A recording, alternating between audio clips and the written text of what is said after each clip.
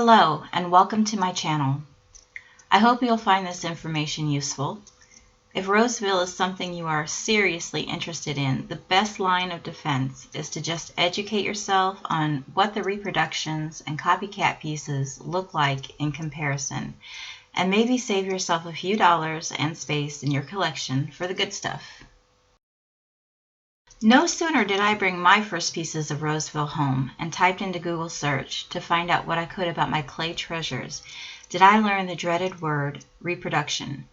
I might have been a little frantic to try and figure out for sure whether I had something authentic or made in China pieces, but I was quickly assured I had the real deal by a Facebook pottery group. I joined groups specifically for Roseville and hung out there quite a bit. Listened to people, looked at their pictures, and studied the ones that unfortunately showed fake pieces. I paid attention to what people were saying about them. There are also websites like Real or Repro.com that can tell you the signs to look for. Go to eBay and study the pictures. They will usually show a piece from all angles. Before the Chinese imports showed up, there were Roseville-like pieces being produced clear back from the early 1900s on by American companies. On these you might see a USA mark and a pattern number, but not the name Roseville.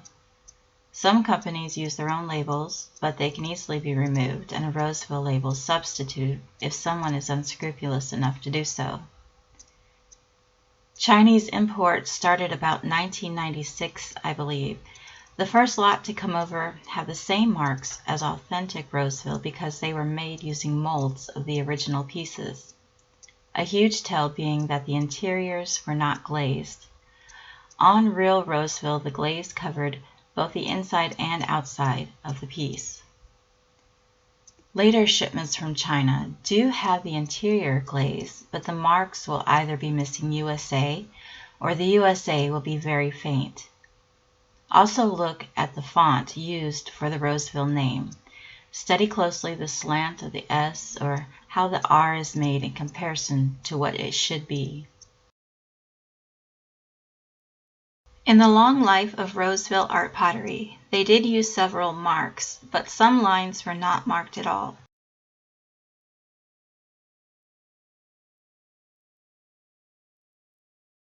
What you will most likely see on reproductions is something similar to this. They want a person to believe that what they are seeing is a real piece of Roseville pottery simply because it says so, even if the original did not have a mark at all. An example is this replica of the 1931 jonquil pot. The original would have had either a paper or foil label and not have been marked. Ohio clay used for Roseville art pottery is a yellowish color, and that is something that they are now reproducing, so fall back on studying the marks. If you know that a piece you are seeing is a reproduction, and it's being presented as authentic Roseville, especially on an online auction site, you can message the seller on the off chance they are unaware. If that doesn't work, then I would recommend you not buy from them, ever.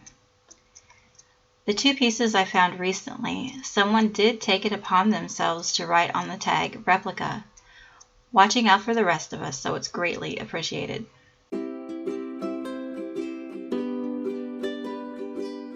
Thank you for taking the time to watch this, and I hope it will be of some help.